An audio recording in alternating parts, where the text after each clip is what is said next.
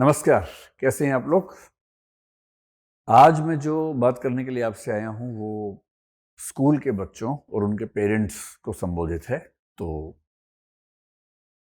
दृष्टि आईएएस ने अब तक बहुत सारे वर्टिकल्स, बहुत सारे काम किए। हमने करीब 9 शहरों में आईएएस की शाखाएं शुरू की, ऑनलाइन वेंचर शुरू किया।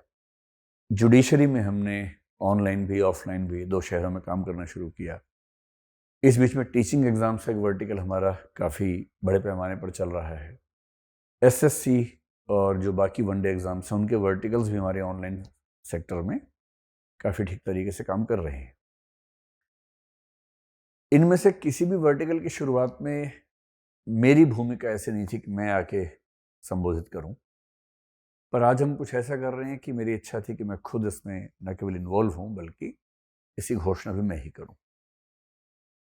हम लोग 2026 की शुरुआत में हैं। 15 जनवरी 2026 से हम एक नए वर्टिकल की शुरुआत कर रहे हैं और वो वर्टिकल पहला ऐसा वर्टिकल है, बड़ा वर्टिकल है, जिसमें हमारा मूल उद्देश्य एक संस्थान के तौर पर ग्रो करना नहीं है बल्कि एक समाज के तौर पर ग्रो करने में अपनी भूमिका निभाना है। मतलब ये कि हालांकि ये वर्टिकल हमारे सीएसआर का हिस्सा नहीं है क्योंकि तकनीकी तौर पर हो नहीं सकता ऐसा, पर हम इस भाव से कि समाज की बेहतरी में हर संस्था की भूमिका होनी चाहिए, हमारी भी होनी चाहिए, एक छोटा सा प्रयास करना चाहते हैं। और प्रयास क्या है मैं आपके सामने आज लेकर आया हूं। प्रयास ये है कि हम स्कूल की शिक्षा की दुनिया में थोड़ा सा एक काम शुरू करने वाले हैं और जिसको हम लोग ई स्कूल वर्टिकल या स्कूल वर्टिकल अपनी आपस की भाषा में कहते हैं। तो कहीं कहीं आप इसको हमारा ई स्कूल वर्टिकल पढ़ेंगे, कहीं कहीं स्कूल वर्टिकल पढ़ेंगे, जो भी शब्द आपको अच्छा लगे। ये क्या है, क्यों है, तो मैं केवल 3 बातों पर संक्षिप्त चर्चा करूंगा ताकि दृष्टि की ओर से एक ऑफिशियल अनाउंसमेंट के तौर पर वो सारी बातें पेरेंट्स को और स्कूल के बच्चों को पता हो जो हम बताना चाह रहे हैं। पहला सवाल ये है कि हम ये वर्टिकल क्यों शुरू कर रहे हैं, हमारा इसके पीछे पर्पस क्या है। दूसरा ये है कि हम इसको कब शुरू करेंगे और कैसे शुरू करेंगे, व्हेन एंड हाउ। और तीसरा ये कि क्या सच में हम इसके माध्यम से कोई डिफरेंस क्रिएट कर पाएंगे, ऐसा क्या डिफरेंस हमें लगता है कि हमारे पास है देने के लिए, जो इसके माध्यम से हम पेश करेंगे। सबसे पहली बात यह है कि कब से हम ये क्यों शुरू करना चाह रहे हैं। सिंपल सी बात है, दृष्टि ने बहुत सारे क्षेत्रों में अपना काम किया, लगभग सभी क्षेत्रों में हमारा काम ठीक है और हम बहुत संतुष्ट हैं इस चीज से। पर हमें ऐसा लगता है कि किसी भी समाज में शिक्षा की जो असली नींव है, बुनियाद है, वो तो स्कूल से शुरू होती है। स्कूल 2 तरह के मोटे तौर पर हमें दिखते हैं। एक बड़े शहरों के महंगे स्कूल, छोटे शहरों में भी आजकल कुछ महंगे स्कूल, मध्यम श्रेणी के स्कूल हैं। दूसरी तरफ गांवों में, छोटे कस्बों में वो स्कूल हैं जहां पर शिक्षा की उतनी बेहतर सुविधाएं सरकारों की कोशिशों के बावजूद नहीं मिल पाती। या तो वहाँ टीचर्स हैं नहीं, या टीचर्स कई बार बहुत बड़ी भर्ती में जब होता है तो सिलेक्शन के प्रोसेस में बहुत सावधानी बरतना संभव नहीं होता।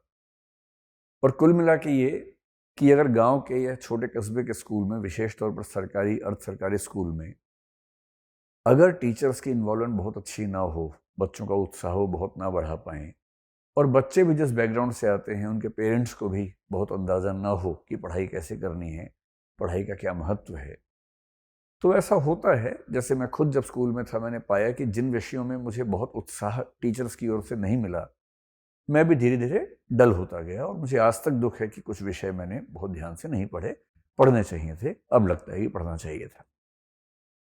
तो ये तो बहुत ही मुश्किल चीज़ है कि भारत के हर स्कूल के अंदर कोई जाए और चीज़ों को ठीक कर सके। वो तो हमारे बस की बात तो क्या ही है, सरकारों के लिए बहुत आसान नहीं है, हम देखते हैं।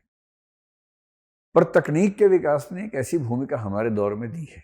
एक तो एआई के विकास ने, आर्टिफिशियल इंटेलिजेंस, और दूसरा ये जो ऑनलाइन तकनीक है कि मैं एक स्टूडियो के अंदर खड़ा होकर अपनी बात कह रहा हूँ और देश का कोई भी व्यक्ति यूट्यूब के माध्यम से या हमारी एप्लीकेशन के माध्यम से उस चीज़ को देख सकता है, सुन सकता है, सवाल पूछ सकता है, टिप्पणी कर सकता है, और थोड़ा सा और तकनीकी उपाय कर लें तो बातचीत भी कर सकता है।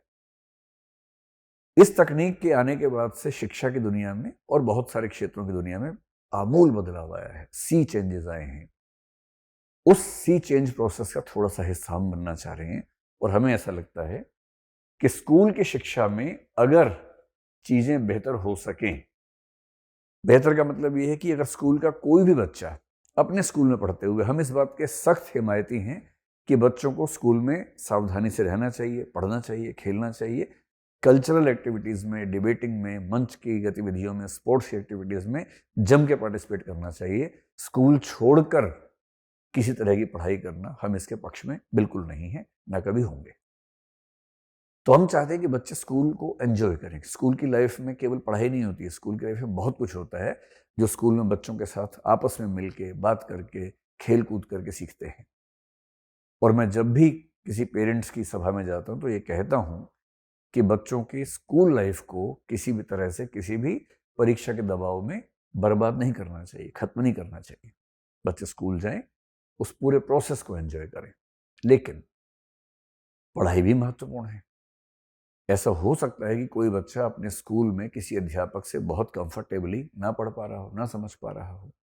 ये भी हो सकता है कि किसी स्कूल में टीचर्स की अटेंडेंस ही कम हो, टीचर्स आते ही ना हो, या कोई टीचर छुट्टी पे चला गया है और बच्चों की पढ़ाई सफ़र कर रही है। और फिर मान लीजिए क्लास में समझ भी लिया और घर आके उसको चीज़ें ठीक से याद नहीं आ रही हैं, तो कंसेप्ट की जो बिल्डिंग है, और हम कंसेप्चुअल क्लैरिटी या कंसेप्चुअल जो फाउंडेशन है उसको शिक्षा में सबसे महत्वपूर्ण मानते हैं। तो हमारा ये प्रयास किसी भी स्कूल को किसी भी रूप में रिप्लेस करने की कोशिश ना है, ना हम ऐसा सोच सकते हैं। हम तो स्कूल जाने वाले बच्चों को स्कूल के साथ साथ एक सुविधा मुहैया करवाना चाहते हैं, ताकि स्कूल के अलावा जब भी उनको दिक्कत हो, उनका सपोर्ट करने के लिए, सुविधा देने के लिए कोई प्लेटफॉर्म खड़ा हो। तो हम क्या करना चाह रहे हैं? हम करना ये चाह रहे हैं कि स्कूल के बच्चे स्कूल से आने के बाद शाम को, अगर उनको अपने विषय में कहीं कोई दिक्कत आ रही है, तो सिर्फ आधा घंटा, 1 घंटा उस स्पेसिफिक टॉपिक पे हमारे टीचर्स के वीडियो देखे, कंसेप्ट अपना ठीक करे, कुछ क्वेश्चंस का जवाब करने का अभ्यास करे, और उसके बाद ये पाए कि उसके स्कूल की शिक्षा को सप्लीमेंट करने के लिए, कॉम्प्लीमेंट करने के लिए एक मंच उपलब्ध है, और जो मंच लगभग आसानी से भारत का हर पेरेंट, भारत का हर बच्चा अफोर्ड भी कर सकता है और उसका फायदा भी ले सकता है। तो इसके पीछे पर्पस मूल रूप से इतना ही है। हमने जानबूझ के तय किया है कि दृष्टि के बाकी वेंचर्स हमारे जैसे हैं, वो चलते रहेंगे, लेकिन ये जो वेंचर है इसको हम लगभग CSR की तर्ज पर, CSR कानूनी तौर पर हम नहीं बना सकते क्योंकि संस्था अपने ही वेंचर को CSR नहीं कह सकती है, लेकिन हमारे मन में जो इसको लेकर एक नीयत है, एक मंशा है, वो ये है कि लगभग 0 के आसपास की फीस, जैसे मतलब महीने की करीब 100 रुपए की फीस, 150 रुपए की फीस के आसपास हर बच्चे को उसके साल भर की पढ़ाई आराम से मिल सके, और जिस बच्चे को जितनी ज़रूरत है वो उसका इस्तेमाल कर सके। एक बार टॉपिक को समझना हो, 2 बार समझना हो, 3 बार समझना हो, जितनी बार समझना हो, समझ सके, देख सके, हमारी टीम से इंटरेक्ट कर सके, और पढ़ाई में जो सप्लीमेंट्री भूमिका है वो हम पूरी तरह से उसके लिए निभा सके। हम इसे कब शुरू करेंगे और कैसे शुरू करेंगे? क्योंकि ये वर्टिकल बहुत ज़्यादा रिसर्च की, प्रयास की मांग करता है। हम पिछले करीब 6 महीने से इस पर काम कर रहे हैं, और हम एक चरण में सारी शुरुआत करने के बजाय धीरे धीरे इस पर काम करने की हिमायती हैं। शुरुआत हम इसकी कर रहे हैं 15 जनवरी 2026 से, यानी कि बहुत जल्दी, आजकल में ही। अभी हम शुरुआत में इसमें केवल 4 क्लासेस की पढ़ाई शुरू करेंगे, 9th से लेकर 12th तक की पढ़ाई, 9वीं, 10वीं, 11वीं, 12वीं। 11वीं 12वीं में जो 3 सेगमेंट्स होते हैं, हम तीनों सेगमेंट्स को लेंगे। वो आर्ट्स भी है, वो कॉमर्स भी है, और वो साइंस भी है। हमने तय किया है कि जो भी सेगमेंट लें उस सेगमेंट को पूरी तरह से कवर कर लें। तो आर्ट्स भी होगा, कॉमर्स भी होगा, साइंस भी होगा। कैसे करेंगे? हाउ का जवाब ये है कि फिलहाल हम इसकी शुरुआत कर रहे हैं यूट्यूब से। अभी हम इसको अपनी एप्लीकेशन में लेकर नहीं आ रहे हैं। और यूट्यूब पे कैसे? तो यूट्यूब पे हमने 4 चैनल्स अभी जनरेट किए हैं, क्रिएट किए हैं। एक चैनल है, चारों का नाम है दृष्टि स्कूल। तो जब भी आप सर्च करेंगे यूट्यूब पर दृष्टि स्कूल नाम से सर्च करते ही आपको एक दिखेगा कि 3-4 चैनल्स हमारे दिख रहे हैं। एक चैनल का नाम है दृष्टि school 9th and 10th class. दूसरे चैनल का नाम है दृष्टि स्कूल, वही डीएस में लिख देता हूं संक्षेप में। दृष्टि स्कूल आर्ट्स करके है, एक दृष्टि स्कूल साइंस करके है, तो दृष्टि स्कूल आर्ट्स ब्रैकेट में 11th एंड 12th क्लास। एक चैनल है दृष्टि school commerce 11th and 12th class, और चौथा है दृष्टि स्कूल साइंस, वैसे ही 11th एंड 12th क्लास। तो शुरुआत में हम इन 4 चैनल्स के माध्यम से अपने कार्यक्रम की शुरुआत करेंगे। इस एकेडमिक सेशन में जो भी चल रहा है, उस एकेडमिक सेशन में हम केवल यूट्यूब पे काम करने वाले हैं। हमें इस बात का अंदाज़ा है, इल्म है, एहसास है कि जो आखिरी 1-2 महीने होते हैं एग्ज़ाम के, उस समय बच्चों पर दबाव भी ज़्यादा होता है, उनको क्विक रिवीजन की ज़रूरत होती है, उनका मन करता है कोई उनको हैंड होल्डिंग करते हुए पूरे साल का पाठ्यक्रम थोड़ा आसान भाषा में समझा दे, रिवाइज करवा दे, क्विक रिवीजन करवा दे। तो फिलहाल अगले 1-1.5 महीने तक, जब तक एग्ज़ाम बच्चों के होंगे, हम यही काम करेंगे, लंबी क्लासेस लेके रिवीजन करवाना या छोटे छोटे ब्रेक देके रिवीजन करवाना, और पूरे पाठ्यक्रम को कम से कम एक बार रिवाइज करवा देना आसान भाषा में। ये हमारा अगले 1-1.5 महीने का पर्पस रहेगा, ऑब्जेक्टिव रहेगा। तीसरी बात किसी के मन में ये आ सकती है कि ये काम तो बहुत लोग कर ही रहे हैं, तो इसमें ऐसा क्या डिफरेंट है? तो डिफरेंट क्या है, ये तो मेरे ख्याल से हम कहें इससे बेहतर है कि आगे चल के वो लोग बताएं जो इन चैनल्स पर आते हैं। पर मैं आपको ये बता सकता हूं कि हमारी मंशा में, हमारी नीयत में, इरादे में क्या डिफरेंट है। कुछ खास नहीं। एक तो मैंने आपसे पहले ही कहा कि ये जो प्रोग्राम है बहुत ही लो फी प्रोग्राम रहेगा। पर्पस ये है कि गांव में रहने वाला कोई भी बच्चा जिसके पेरेंट्स कुछ भी एक बहुत बुनियादी रोजगार में है, अल्प रोजगार में है, या जिसको हम बोलते हैं पार्शियल एम्प्लॉयमेंट में है, उनको भी इस प्रोग्राम को अफोर्ड करने में दिक्कत जरा सी भी ना हो। एक तो ये पर्पस हमारा रहेगा। पर ये तो हो सकता है कि बाकी कुछ संस्थाओं की ओर से भी, कई CSR करने वाली संस्थाओं की ओर से भी ऐसा हो रहा हो। ये कोई ऐसी बहुत रेयर बात नहीं है। दूसरा क्या अलग है, जो मैंने पर्सनली फील किया है कि स्कूल एजुकेशन में जो माहौल अभी है, जो चैनल्स काम करते हैं, उसमें जो टीचर्स पढ़ाते हैं, मैं किसी व्यक्ति विशेष के बारे में नहीं कह रहा हूं, ना मेरी ऐसी कोई राय है कि मैं किसी व्यक्ति विशेष के बारे में कहूं, पर हमने सामान्य रूप से ये देखा कि स्कूल के बच्चों को पढ़ाने वाले चैनल्स में जनरली टीचर्स का बोलने का तरीका, जोक्स करने का तरीका, बात करने का तरीका कई बार ऐसा होता है जो कम से कम हमें लगता है कि बहुत अच्छा नहीं है। और बच्चों को मनोरंजन तो उससे मिल जाता है, पर मनोरंजन ऐसा नहीं है जो उनका मानसिक स्तर ऊपर बढ़ाए, बल्कि मनोरंजन कई बार ऐसा होता है जो उनको थोड़ा हल्केपन की ओर लेके जाता है।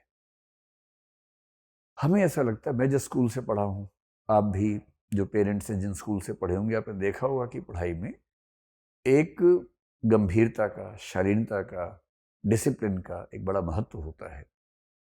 तो टीचर रहे, टीचर मेनली एंटरटेनर ना हो, टीचर मेनली हास्यास्पद काम करता हुआ नजर ना आए, टीचर ऐसी हरकतें करते हुए ना देखें जिनको देख के आपको हंसी आती है और आपको लगता है कि मजा आ गया, लेकिन एक गरिमा वाला भाव जिसको हम कहते हैं कि शिक्षा के साथ जुड़ना चाहिए, वो कई बार मिस करता है, गायब हो जाता है। तो हो सकता है कि इस वजह से बहुत सारे बच्चों को थोड़ा सा ये लगे कि उतना मज़ा नहीं आ रहा है, लेकिन हाँ, हम जिस पॉलिसी पर चलना चाहेंगे, हम अपने टीचर्स के साथ बहुत क्लियर हैं इस मामले में कि आपको न तो सेल्स पर्सन बन के बात करनी है लगातार कि ये खरीद लो, वो खरीद लो, वो सब नहीं करना है, आपको पढ़ाना है और कंसेप्ट ओरिएंटेड पढ़ाई करवानी है। जो डिग्निटी है, जो गरिमा है, जो बच्चों की, बच्चों के पेरेंट्स की, टीचर्स की और एजुकेशन इन इटसेल्फ, इसकी जो डिग्निटी होनी चाहिए उसको मेंटेन करते हुए हंसी मजाक करना है। बिना हंसी मजाक के तो क्लास कैसे होगी, क्योंकि रिफ्रेश तो बच्चों को करना ही होता है। पर हंसी मजाक का अनुपात कितना हो, हंसी मजाक का स्तर क्या हो, इन बातों का विशेष रूप से ध्यान रखना है। तो हमारे जो भी टीचर्स हैं उन सब के साथ मैं लगातार बात करता हूँ, काम करता हूँ, और हम एक पॉलिसी अपनी बनाते हैं कि कंडक्ट हमारा कैसा होगा, क्लासरूम के अंदर हमें किस रूप में बच्चों के सामने पेश आना है। पेरेंट्स को भी ये भरोसा रहे कि ये वाली क्लासेस करते हुए हमारे बच्चे के मन पर कोई ऐसा गलत प्रभाव नहीं पड़ेगा जो उस उम्र में, उस जो बाली उम्र है, कम उम्र है, उसमें नहीं पड़ना चाहिए। इस बात का हम ध्यान रखेंगे। जैसे हमने टीचर से बहुत स्पष्ट रूप से ये डिस्कशन की कि हम कभी भी किसी व्यक्ति की सामाजिक पहचान की सेंसिटिविटी पर कोई कमेंट नहीं करेंगे। हम किसी व्यक्ति के रंग का मजाक नहीं उड़ाएंगे, किसी व्यक्ति के मोटापे का, किसी व्यक्ति के कौन सी नस्ल का है उसका मजाक नहीं उड़ाएंगे। हम जेंडर स्पेसिफिक मजाक किसी का नहीं बनाएंगे।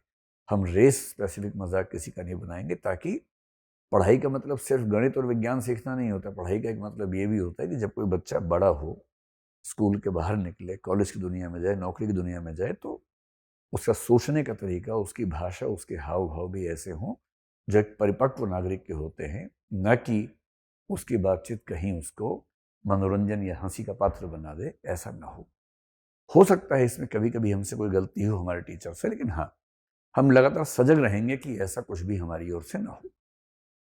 हमारे यहाँ कौन पढ़ाएगा? तो हमारे यहाँ फिलहाल एक बड़ा लंबा चौड़ा प्रोसेस है टीचर से सिलेक्शन का। अभी तक हम 14 टीचर से सिलेक्शन कर चुके हैं।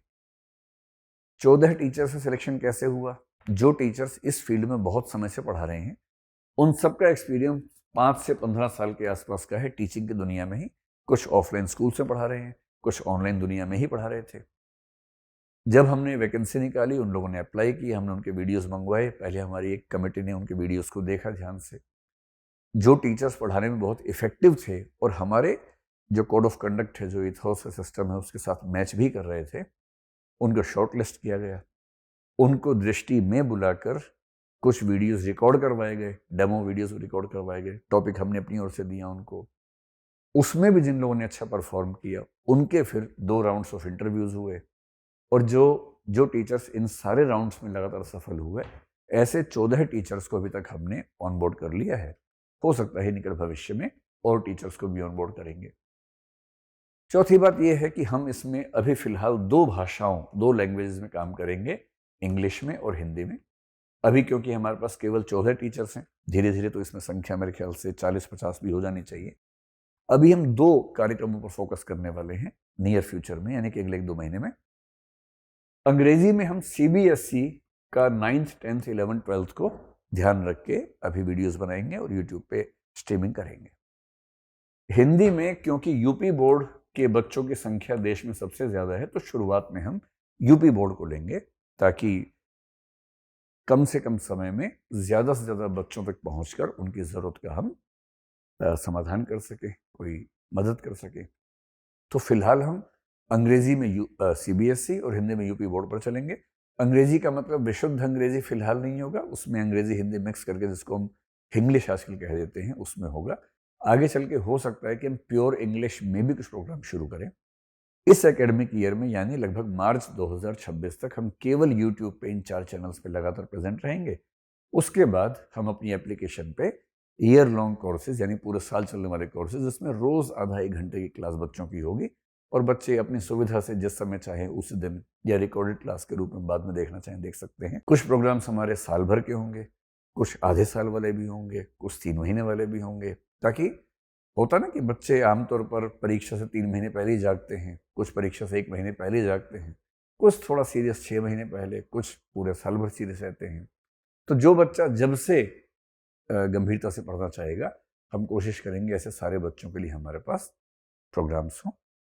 मुझे उम्मीद है कि ये पहल अगले कुछ समय में एक बड़ा परिवर्तन समाज में लाने में सक्षम होगी। तो जो भी लोग सोशल मीडिया में, जो भी लोग एडटेक की दुनिया में, एजुकेशनल दुनिया में ऐसे प्रयोग कर रहे हैं, मैं ये नहीं कह रहा कि हमारा प्रयोग उन सबसे अलग, उन सबसे जुदा, उन सबसे बहुत बेहतर है, लेकिन हाँ, उन्हीं सब के बीच में खड़े होकर हम भी एक गंभीर कोशिश कर रहे हैं। और कोशिश ये है कि अगर स्कूल की शिक्षा बेहतर हुई, नींव मजबूत हुई, इंफ्रास्ट्रक्चरल इश्यूज की वजह से जो बच्चे स्कूल में इंटरेस्ट लूज कर बैठते हैं, इंटरेस्ट बन गया, बच्चे 12वीं क्लास में स्कूल से बेहतर पढ़ाई करके निकले, तो हमारा मानना है कि आज से 10, 20, 25 साल के बाद हमारा समाज अभी की तुलना में काफ़ी बेहतर और परिपक्व होगा। उसी में एक छोटी सी आहुति हमारी ओर से भी है। ये प्रोग्राम क्योंकि मेरा कोर इंटरेस्ट का प्रोग्राम है, इसमें मैं भी काफ़ी एक्टिव रहने वाला हूँ। एक्टिव का मतलब ये है कि जो विषय मुझे आते हैं, उन विषयों में बच्चों के डाउट सेशंस हुए या कभी ज़ूम मीटिंग्स में तो मैं खुद भी रहूँगा। कभी-कभी हो सकता है कोई छोटा-मोटा कॉन्सेप्ट जो मेरे सब्जेक्ट में मुझे बड़ा आसान लगता है, वो सोशियोलॉजी हो सकता है, पॉलिटिकल साइंस हो सकता है, इकोनॉमिक्स हो सकता है, कॉमर्स या अकाउंटेंसी या मैनेजमेंट हो सकता है, जो मैंने विषय पढ़े हुए हैं। उनमें से हो सकता है कि कभी-कभी मैं कोई छोटी-सी क्लास भी लूँ और बच्चों से मुखातिब तो होऊँगा ही।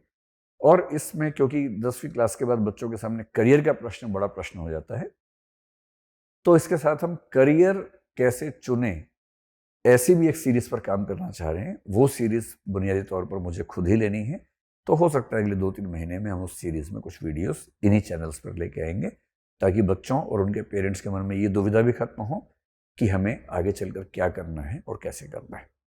फिलहाल इतना ही, और मुझे उम्मीद है कि हम लोग इस कार्यक्रम के थ्रू, इस चैनल के थ्रू लगातार जुड़े रहेंगे। धन्यवाद, नमस्कार। अब एग्जाम की तैयारी को और बेहतर करने के लिए हमारे चैनल को लाइक, शेयर और सब्सक्राइब करना ना भूलें।